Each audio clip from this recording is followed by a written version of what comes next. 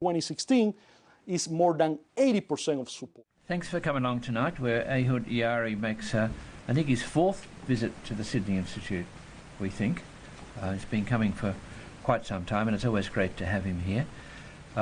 Israeli-based Middle East commentator, award-winning journalist and author of half a dozen books, I think, and well-known as a commentator in Israel and the Middle East.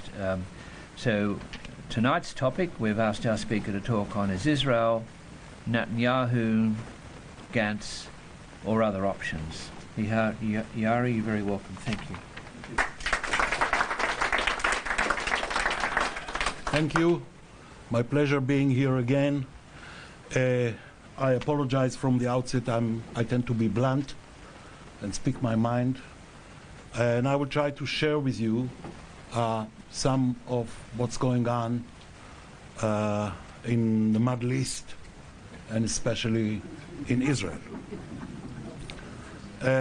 For almost a year now, Israel has been preoccupied with the personal conduct of our legendary Prime Minister for over a decade, Mr. Netanyahu, I'll call him Bibi, he doesn't mind, has been Prime Minister for more time than the founder of the state, David Ben-Gurion. It's quite a record. Israel is preoccupied with a myriad of issues concerning his personal conduct, his wife's personal conduct, and the legal problems that ensued. We had the second round of elections, never before like this, second round of elections following the April elections, which didn't allow any of the parties, any of the candidates to form a majority coalition. In Israel, you need 61 votes in the parliament, in Knesset, in order to have the majority out of 120. And this time, the second round of elections produced roughly the same result. And the question now is whether we are going to a third round of elections, sometimes in February, maybe early days of March, which may also produce the same tie. Because the Israeli society has been divided for quite some time between center-right, center-left, almost evenly. And there is no tiebreaker inside. One word of a background on this. This result is the direct result of the demolition of the Israeli Labor Party, the party which led to the establishment of the state and led the state for decades. This party was demolished by the Oslo Accords of September 13th, 1993. What was presented as a breakthrough towards peace with the Palestinians turned out to be something else. And we can go into that. But the Labour Party is paying the full price. They now barely got 6 seats in parliament for a party which used to get 50 and more. And I don't believe if we have another elections in a few months that the Labour Party will run on its own. I said Israel is preoccupied with Bibi to such an extent that the country is basically divided now between those who are saying, well, we don't like his conduct. We wished he would have stayed with wife number 1 or wife number 2, but he didn't. But we like the way that he has his pair of hands on the wheel. It's about half the electorate are saying, we don't like it, let him fight his legal battles in the courts. He's not yet indicted, I'm coming to that. But he's heads and shoulders above every other politician currently in play. And if I'm allowed, in my humble opinion, he is. As a strategic thinker, as a skillful politician, as an actor on the world stage. He's a serious statesman. The other half of the Israeli electorate said he is instilling poison into our society.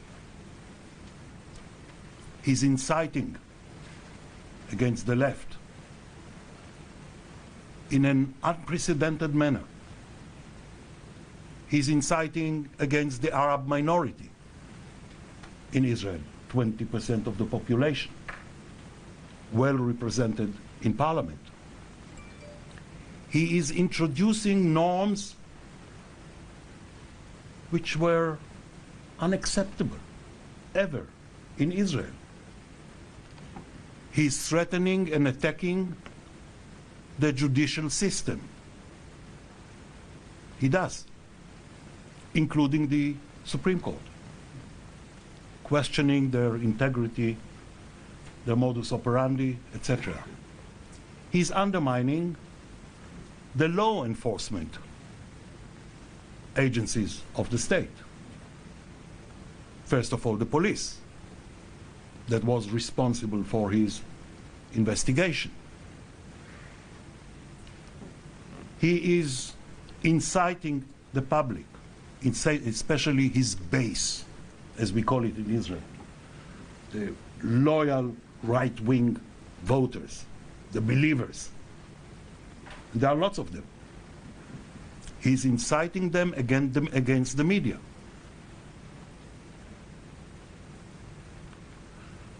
That's the division.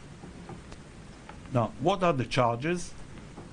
I will not go into the details of that, but it's very complicated and open for debate.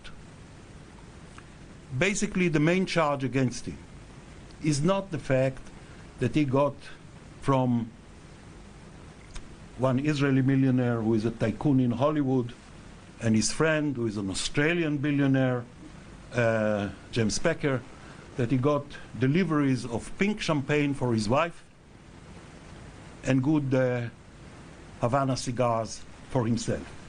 By the way, he stopped smoking now. Better safe than sorry.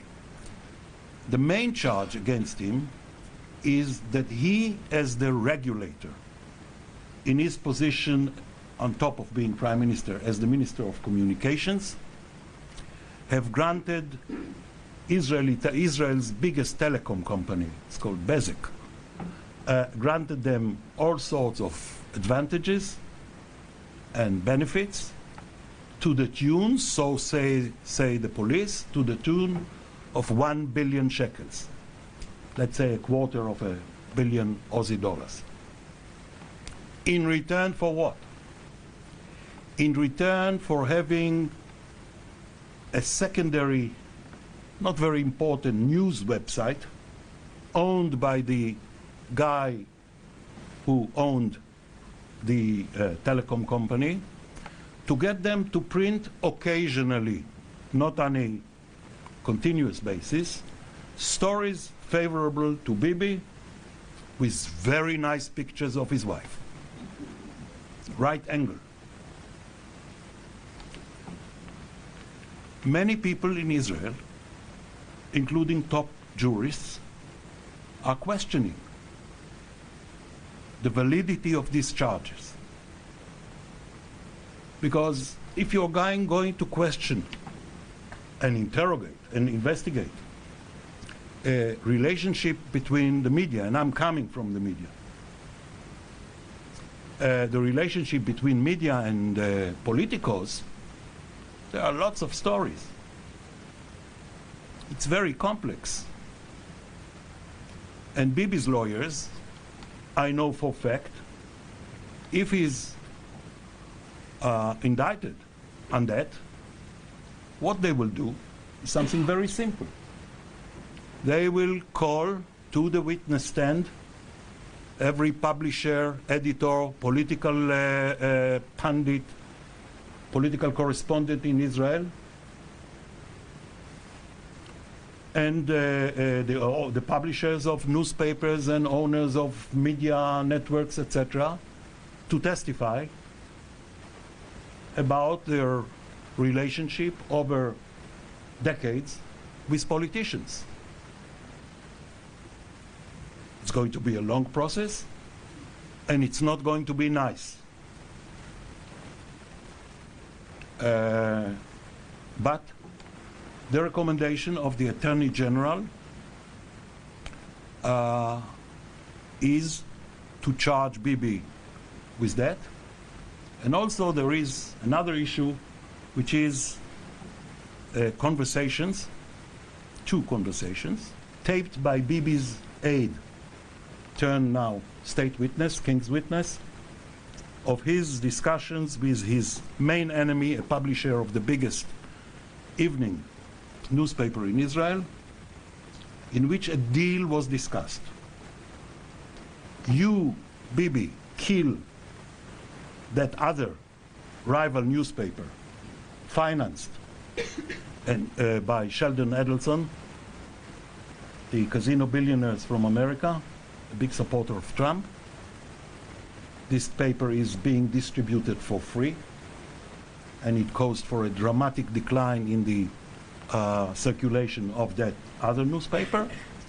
If you kill at least the weekend supplement of this newspaper, of the Adelson newspaper, I will make you, says that publisher, I will make you prime minister for as long as you wish. And it's all on tape. And you can, everybody can hear it, because lawyers in Israel, once they get the evidence material, they are very quick providing their journalist friends with copies. So my network, it's not mine, but I'm employed there, has almost every night. We have tapes of conversations and interrogations and investigations and whatever is there. There was a hearing in which, this is the Israeli legal system, there was a hearing in which the Bibi's lawyers had a chance to convince the Attorney General, who was previously the secretary of Bibi's cabinet, somebody close to him. They had a chance of convincing the Attorney General, his name is Mandelblit, to change the charges or drop them altogether. This is the point we are in now. The Attorney General has to decide whether the original charges stay, or he makes some amendments, or even drop one of the three main charges. The Attorney General, in my opinion, is waiting for the coalition negotiations. He doesn't want to be seen as having the judicial system interfering in a very sensitive, volatile political process that is taking place right now. But at one point, he will have to decide. The next point I need to make to you, Israel is a complex place. It's a tiny piece of real estate, very complicated. We have a law which was passed by our parliament long before Bibi felt that he would ever become prime minister, which says that a prime minister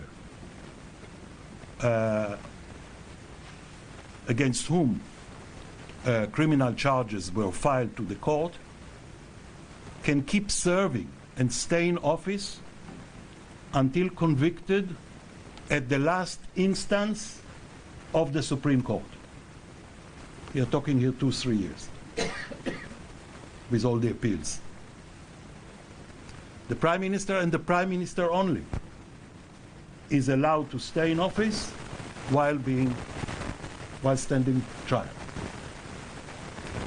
So in a way, Bibi has a built-in immunity, not against prosecution, but he can stay and have his day in court while he is in power. The problem is, his problem is, that the potential partners would not accept it. And the precedent in Israel with another prime minister, Mr. Olmert, was that once he was charged, his partners to the coalition said, now you go. And he had to go, and he served time in prison. Israel is a dangerous place for politicians. We had the prime minister in prison. We had a minister of the treasury in prison. We had the president, an ex-president, charged when he was president for rape and convicted in prison. Very dangerous place.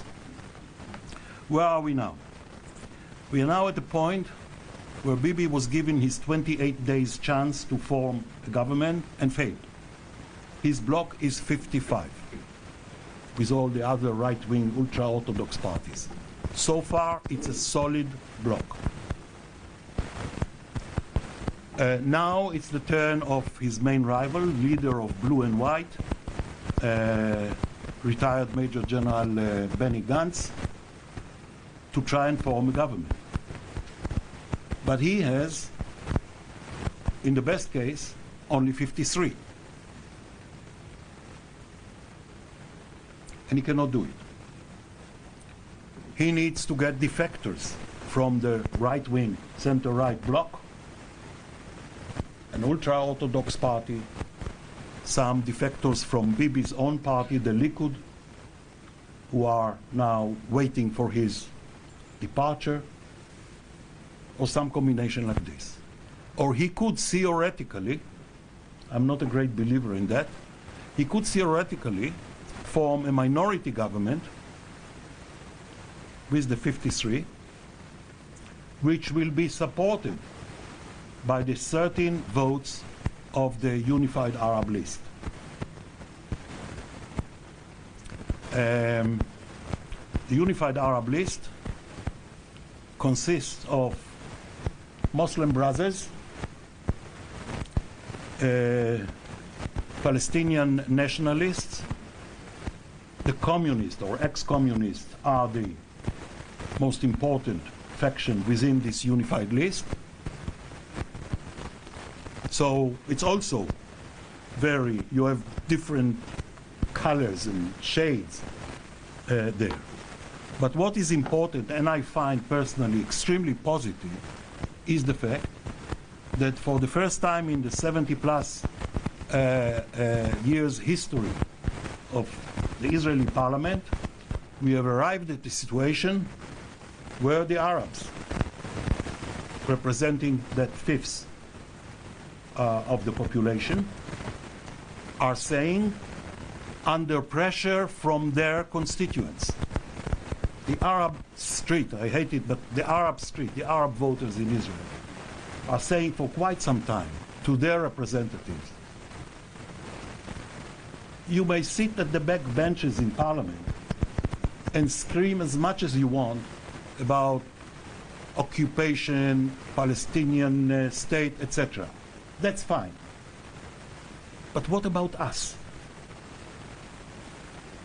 There is a major problem of violence in the Arab society, too many weapons. Police is not very effective in the Arab villages, and people complain loudly. Where is the police? They want more police stations. There are questions of employment and development and budgets for the municipalities, a whole range of issues. And they are saying to the members of Knesset, the Arab members of Knesset, that's it. You play politics the way you play politics. So you try to get, whether into the government or have a deal supporting the government from outside, and get some benefits from us. The same way that the Israeli ultra-Orthodox parties do. They charge for their participation and votes in parliament. This is, I'm saying, it's a very positive development because it's another step towards the integration of the Arab minority more and more in the life of the state and its and the politics. I think that if Gantz does not, one word about Gantz. I said one word about Bibi. Personally, I'll say about Gantz. Gantz is a guy, is our ex-defense minister, whom I had the honor to serve when I was very young in his office, General Dayan.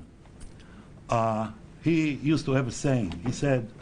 He would say about an officer, he would say he's a very good officer. In the bad sense of the way. That is the translation of what he said. And the meaning was that this guy is a very good officer where he is now, but he's not up to promotion. That's Gantz. He became chief of staff by accident. Was extremely unimpressive chief of staff. But he's decent. He is in this way, he's the opposite of the way Bibi is portrayed and seen by the public. He's a decent, straightforward, almost 2 meters tall, blue eyes, the ultimate, whatever, dreamland Israeli.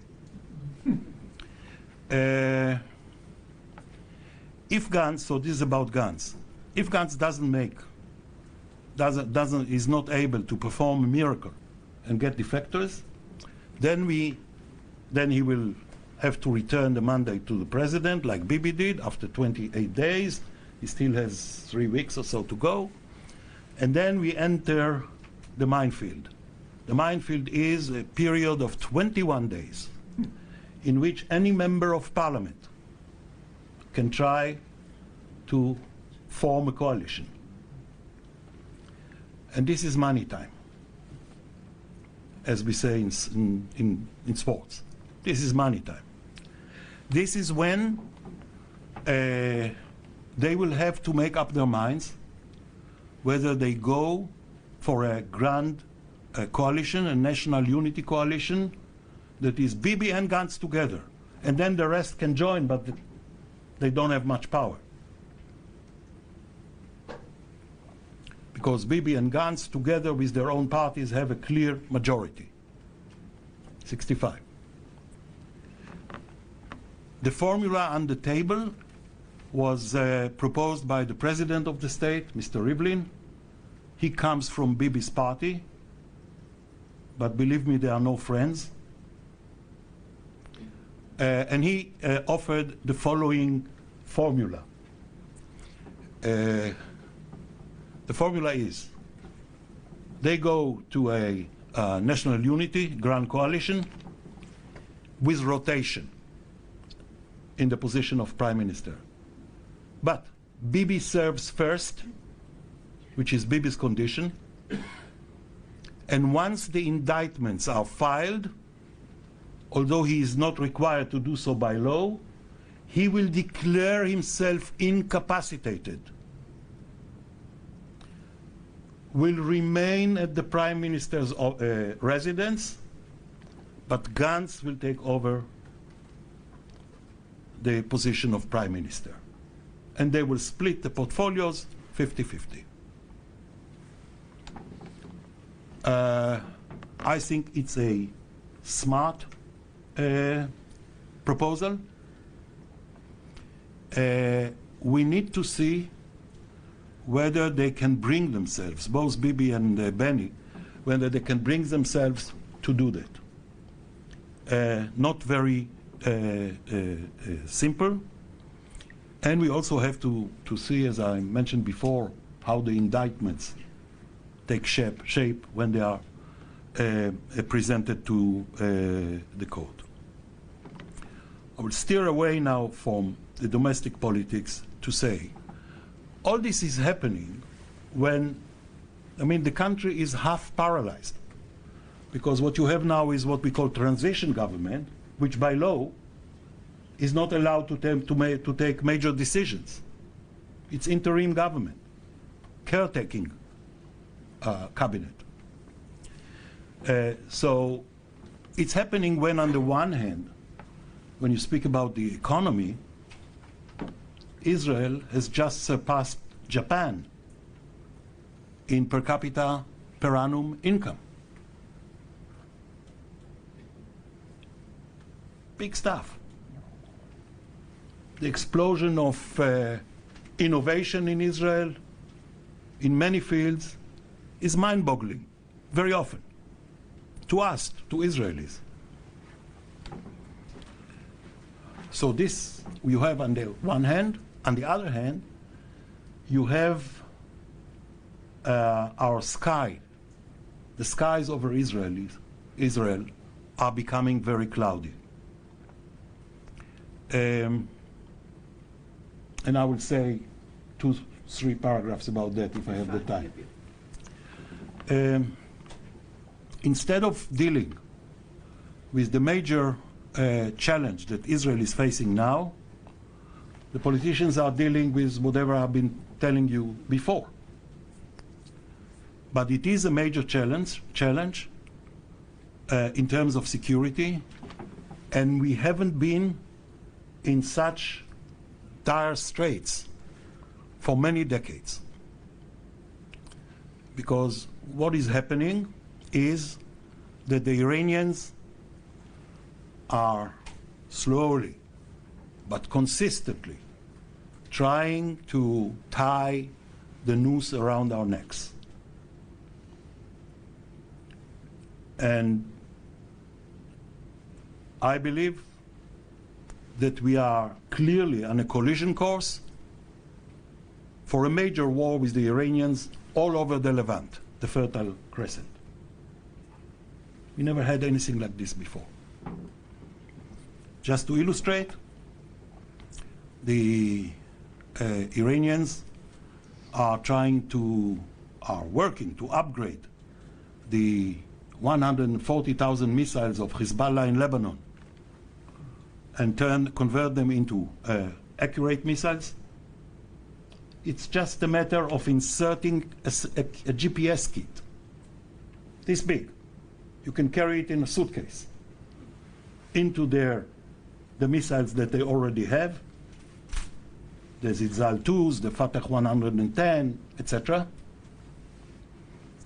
And the Israeli Air Force has been carrying more than 1,000 strikes over the past 3.5 years against this Iranian effort, which goes through Syria, with the consent of Mr. Putin, I must mention. But we did not stop it altogether.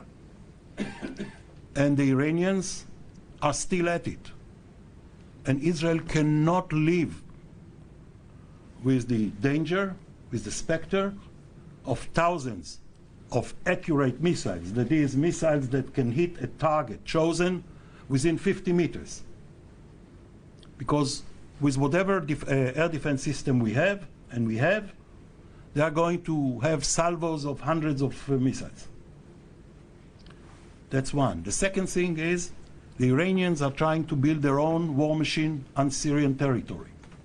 War machine, I mean arsenal of missiles, heavy missiles, long range, with launchers, everything, a good number of attack drones, and anything between 50 and 100,000 militiamen, Shiite militiamen, not Iranians. They don't want coffins and funerals in Tehran. Order from the supreme leader. They also are upgrading through by providing know-how to Hamas and Islamic Jihad, allowing them to upgrade their missile arsenal and rockets arsenal.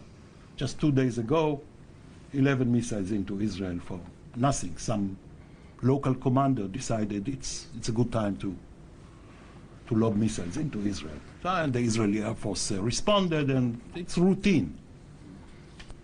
In order to illustrate Israel, by the way, if you go to the villages and townlets around the border of Egypt, which are hit by those missiles mainly, if you want to buy a unit, a one-bedroom, two-bedroom apartment in any kibbutz or townlets, Derot, if you know the name, etc., you will have to stand in queue for 2 or 3 years because there is such demand. People will tell you quality of life. It's a good education system, etc., etc., etc. This is the paradox of what we have. But so the challenge is, Israel cannot wait for the Iranians to put everything that they are planning for in place. And we have disrupted, our generals believe, about 80% of the Iranian plan in Syria, but they're still at it. So it's going slower than they have expected or hoped for, but this is what we are facing. And I believe at one point, the Israeli, by the way, very untrigger happy generals. Bibi is untrigger happy too. But they will have to come to the Security Cabinet and say, we better act now, because tomorrow and the day after will be much more difficult. And I'll give you one scenario. You are all aware of the attack that the Iranians mounted against the Aramco oil installations in Saudi Arabia. That was the height of chutzpah. I don't know if it's a word in Australian too or just in America. That was the worst scenario, that people didn't believe something like this would happen. And of course there was no American response. 25 cruise missiles and attack drones, fired from Iran mostly, the rest from Iraq, destroyed what they wanted to destroy in the single most important oil installation on the globe. What will stop the Iranians from doing the same? And the cruise missiles can do the 1,000 plus kilometers. What will prevent the Iranians from deciding one morning that in retaliation for some Israeli Air Force attack on a convoy or shipment of missiles in Syria, they are not mounting a similar attack against Israel? They also, the Americans, have basically accepted it as a fait accompli, done deal. So I think we are on a collision course. Not imminent, but we are getting there. And this means we have an arena over vast expanses of land, which will cover Lebanon, Gaza, Syria, parts of Iraq, probably Iran itself, and certainly Israel. That's a big one. We never had a war of this scale in the Middle East. And the Americans are out. Mr. Putin, with 40 pieces of aircraft since September 2015, managed to change the course of the war in Syria. He is allowing us, he has good relations with Bibi, they like each other. He's allowing us to attack the Iranians, provided we don't touch Assad. And we don't. But he can change his mind. And the Americans in the region, in their bases in Qatar, UAE, Iraq, and Al-Assad, etc., they have 300 or 400 planes, which did only one thing: target ISIS. So the Arabs have reached a conclusion that they are on their own. And they give the red carpet to Putin coming to visit the Kingdom of Saudi Arabia and the UAE, etc. And they understand the Americans are not there. And if they are there, they are not there to fight or protect. And there is no umbrella anymore. But the Israelis reached the same conclusion themselves. Trump may love us, he may be a great friend of Israel, and he moves the embassy. What does it mean, move the embassy? He takes the sign from the embassy in Tel Aviv and sticks it on the consulate in Jerusalem. And he recognizes that the Golan Heights is part of Israel, etc. But at the end of the day, we are left to face alone Putin and the Russian Air Force as an immediate next-door neighbor. We are left alone to block the Iranians, although Trump has all the rhetorics about stopping the Iranians, sanctions and sanctions and sanctions. It doesn't stop the Iranians. And therefore, I'm going back to the beginning, therefore, a grand coalition, a unity government, is what Israel needs. Because only a government like this can make the dramatic decisions that are called for,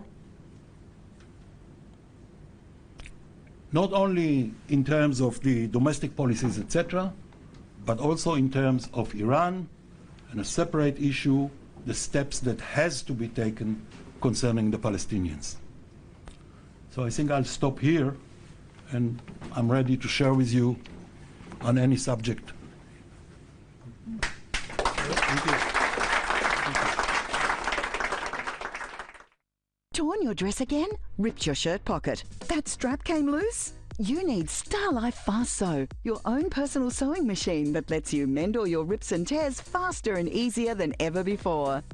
Forget those bulky, heavy sewing machines. The Starlife Fast Sew is the smallest, most portable sewing machine that works faster, allowing you to mend your curtains while they're still on the rod. Pillows have a hole? Fix it in seconds while it's still in the case.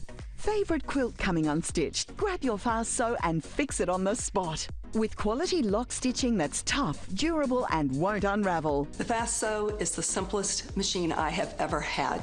Who would have thought that you could sew a shirt while you're wearing it? With the Starlight Fast Sew, it can do virtually anything a full-size machine can do. Ordinary machines have bobbins that constantly run out of thread. Starting and stopping is so frustrating and wastes so much time. But the Starlife Fast Sew's innovative design only requires one simple spool, making it easier and faster than ever before. So whether you're an expert tailor or a beginner, the Starlife Fast Sew is so easy that anyone can sew. It's the most convenient sewing machine you'll ever own.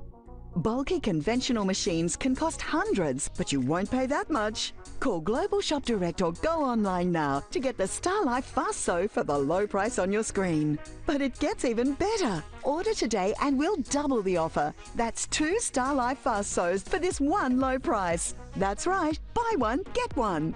But wait, we'll also give you a complete 20-piece thread and bobbin set at no extra cost. We know the Starlife Fast Sew will be the fastest, easiest way to mend all your rips and tears. But if for any reason you're not completely satisfied, just send them back within 30 days for a full refund of the product price. Don't miss out on this incredible buy one, get one offer with bonus 20-piece bobbin and thread set. Order now. So we're coming to the questions discussion. We'll stop no later than the top of the hour, so we've got time, but we've got a lot of people here, so you've got to be brief with your questions or your comments like this. You started off about the election and you spoke about the what is now the United Arab List, getting up to 13. What explains the relatively good outcome of these Arab groups in the recent election? Why did they do better this time than they've done previously, including earlier this year? The reason they have reached 13 is proportionate to the number of Arab voters, Palestinian Israeli voters that you have in the elections, but a very shadowy figure in Israeli politics that I did not bother to mention, Mr. Lieberman, has in previous Knesset raised the bar to enter parliament. So the Arab parties were all afraid that one of the four parties of which the United List consists of would not make it. So they combined, although they hate each other, they combined together. Combined together, the Arab voters who abstained in the previous round came to the ballot boxes. So we had 10% more Arabs going to the ballot box, and it's reflected in the result. There's a question here. Just speak up loudly. Ehud, people around these parts look at what's happening to democracies like the US, UK, even the long list of prime ministers we've had here, and question democracy. It seems like the failure in Israel of democracy is different. Are there any parallels that you would draw? I would not agree with you, with your permission, that the Israeli democracy is failing. I think that there is a battle going on about what democracy really means, and this is exactly where the critics of Bibi are coming in.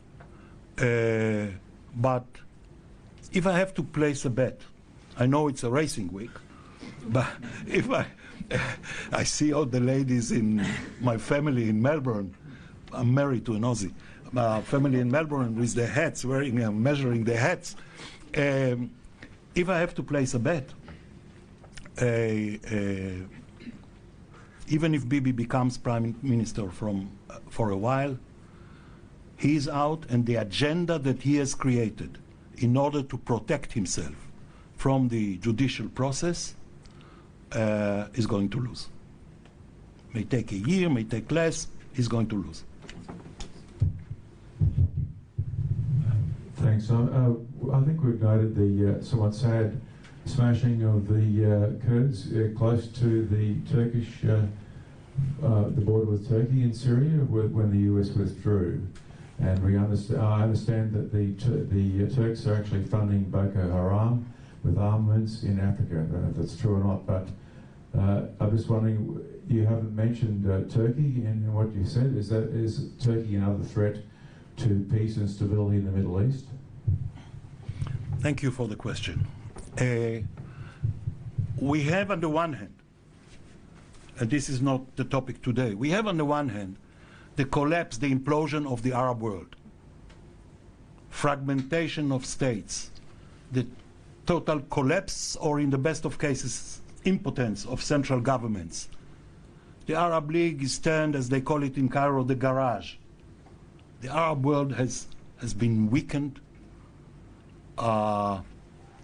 Saudi Arabia is campaigning for 5 years in Yemen, losing the war to some tribes, the Houthis. So the Arabs and Arab nationalism as a governing sentiment is fading away. You have the rise of the two non-Arab powers in the region, which are similar in size, Iran and Turkey, both with imperial past and imperial aspirations. Iran wants to be the Baradar Bozorg, as they call it, the big brother of the unimportant Arabs. And the Turks are offering the new Ottomanism. The Arabs have rejected the Turks, totally. And the Turks are now even losing Qatar, their only Arab ally. for different reasons, which has to do with the Kurds. So the Turks are losing the Arabs. The Iranians, although their economy is only a third of the economy of Turkey, are winning more and more Arabs. They have forged alliances. For example, the Christians of the Middle East, the Arab Christians of the Middle East now are mostly allies of Iran. And I can go on. In Syria, in Lebanon, Iraq, that's the situation. So Iran is weaker, but much more aggressive and much smarter the way it spreads its influence throughout the region. Now, I disagree with the assumption that is so popular with the media and was reflected in your question, that the Americans have abandoned the Kurds. I think what you see in reality, not the tweets of Trump's and the instant commentaries of his detractors. What we see is that he said, I'm going to pull out, which means in real life that he's going to replace American special forces in northeast Syria with CIA combat units. He's pulling out. But now it's becoming a covert operation. The deal, what happens with the Turkish invasion, which is over, Erdogan says, the Turks have taken that chunk of Syria that was offered to them by the Americans in the negotiations they had with the special emissary Jim Jeffrey. That is, that area which is mostly Arab populated, that was occupied by the YPG, the Kurds, with support from the Americans during the war against ISIS. So it's now the Turkish have taken this chunk of land, and instead of patrolling it with joint American-Turkish patrols, you have joint Russian-American patrols. The Turkish army will not. I'll bet on that. The Turkish army will not cross the Euphrates River east to take over the heartland of the Kurds in Syria, what they call Rojava. So they are there, and they will have their deals and arrangements with the Assad government, with the Syrian government, brokered by Putin, but they have had these deals with the Syrian government since the beginning of the civil war. The mid-Euphrates region, around the oil fields of Deir ez-Zor, the Americans are securing it and even reinforce their forces there with tanks and armored carriers. In the south, the region that is known as Tanf, close to the Jordanian border, on the Euphrates, the Americans stay. So it's the second time that we see that Trump tweets early in the morning when he wakes up, but it's not necessarily what's happening. So maybe a word of, I'll confess, when I was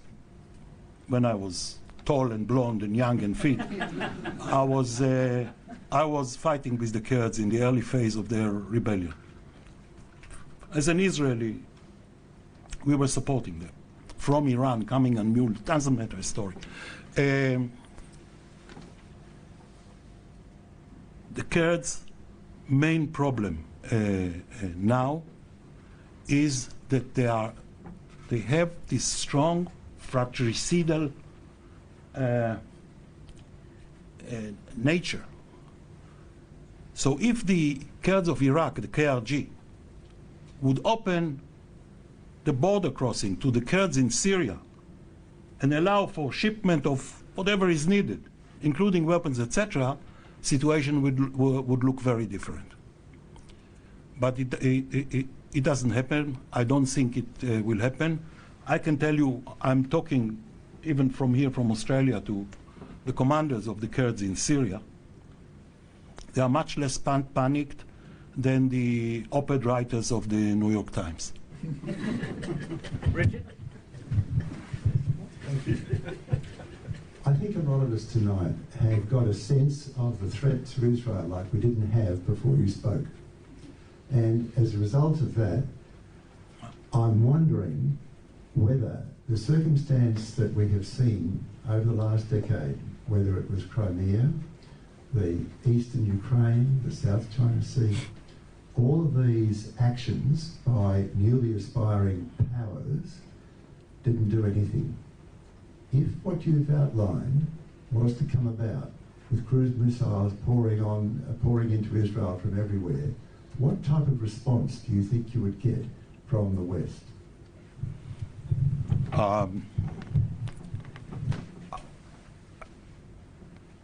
I have to emphasize a point that I thought I was making before. I don't think Israel will wait for the moment, God forbid.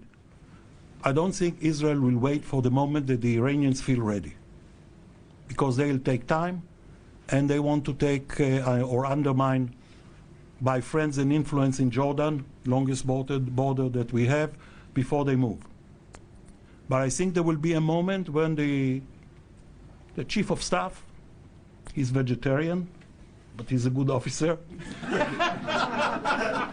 and the chief of staff and the director of military intelligence and the Mossad, etc., will say to whoever is prime minister, it's either we act now or soon, or we are going to be in bigger trouble. So I think the initiative will be Israel, will be Israeli. I don't think the Americans will intervene. Oh yes, they will equip, provide weapons, etc. Anyway, there is lots of American military prepositioning in Israel, intended for the use by the Americans under whatever circumstances, but basically it will serve the Israeli army.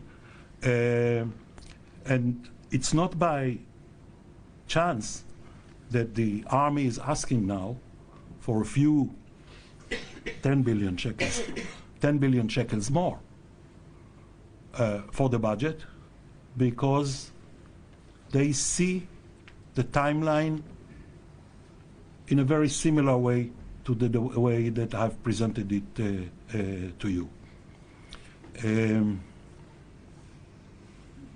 They are going for more ground-to-ground missiles, because the first threat of Iranian Hezbollah missiles will be against Israeli military air bases, in order to try and paralyze the Air Force. They will not wait for that. And the difference would be that if in the Second Lebanon War of 2006, which was a surprise to everybody, after the killing of 2 soldiers,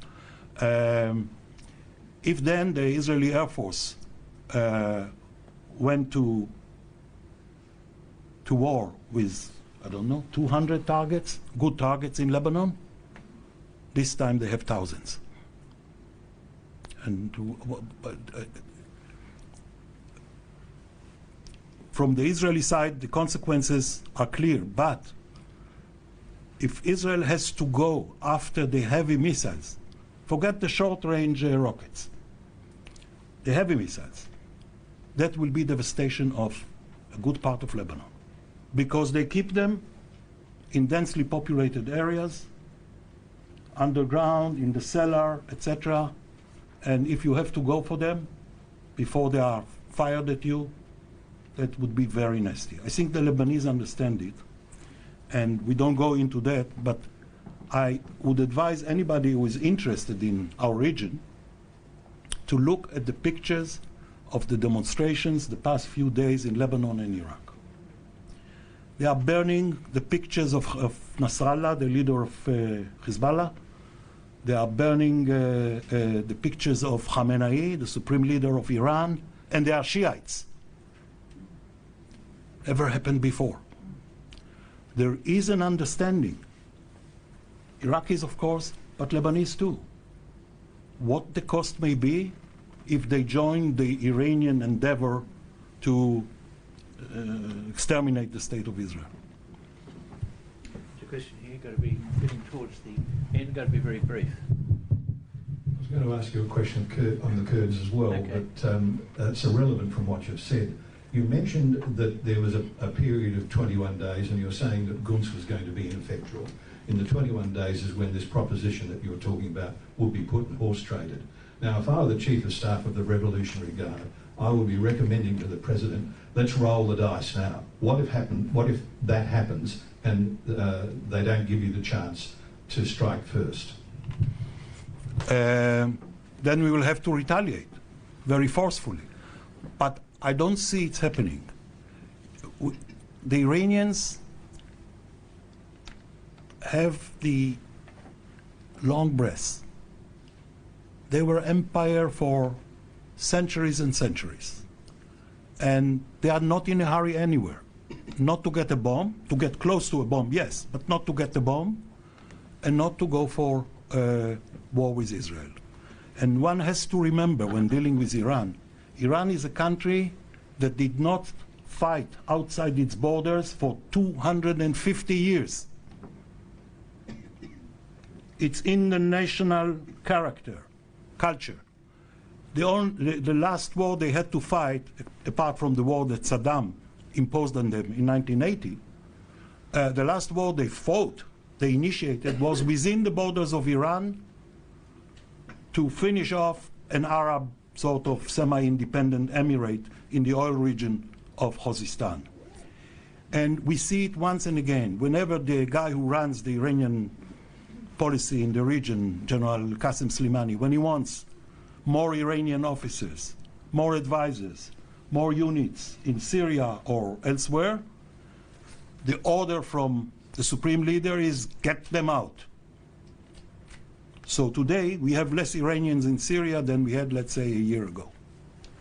So before I ask the last brief question, I should say, as I should have said earlier, thanks to the Australian, Israel and Jewish Affairs Council, Joel, Bernie and the team for making this possible tonight. So if you're talking about a kind of attack of the kind that, preemptive attack of the kind that occurred in 1967, so Israel attacks what? Hezbollah in Lebanon. I mean, you're saying that it's not likely to be a war with Iran, so who's the strike against?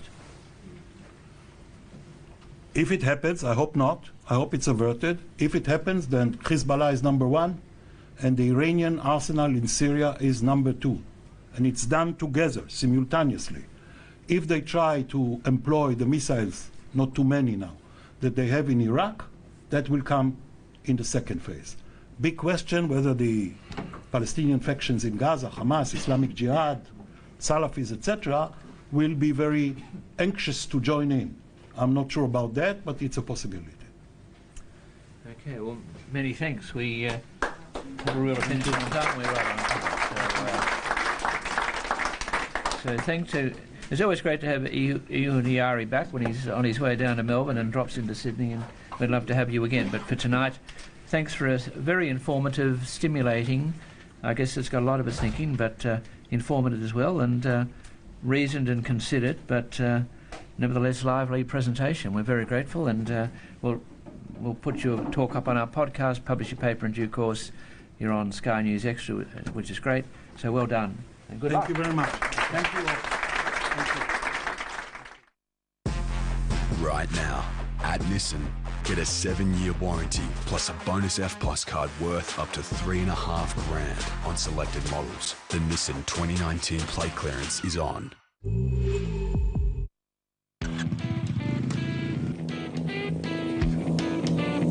Guess who's back? I'm Lucas Callahan. Hey, Lucas. How you going, Lucas? Come through, Lucas. Sorry, what was your name again? Lucas. I'm riding all over Australia on a quest to find those hidden treasures. Wow, this is old. This is special. I think it's a street.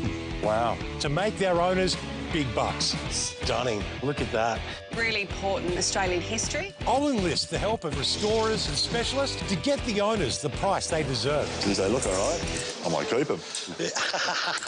We're going to throw their stuff into auction. It's going under the hammer. 3 on the bid, 3 on the bid, 3 on the bid now. At 2,000, 3,000. $16,000. Final call. This is the best bit about my job. Returning the cash to the people. It's all yours. We're folding for you. Thanks very much. You never know what you'll find on the road to riches. New series starts Tuesday 7:30 on A&E. There are people who believe that this world is all lollipops and rainbows. We don't do lollipops and rainbows. Because we know those are pretty colors that just hide what the world really is. Black and white. She threatens to disrupt the peace. Someone's trying to start a war. What did you do? It's only just begun. Watchmen, new series, Mondays at 1 on Fox Showcase and Watch on Demand. The invisible power hidden throughout government's highest levels. They know that they can outweigh this president if they don't like him, just like they've outweighted other presidents that they didn't like. A Sky News investigative special. I'd like to welcome you all here today to this fantastic event around developing technology for public good.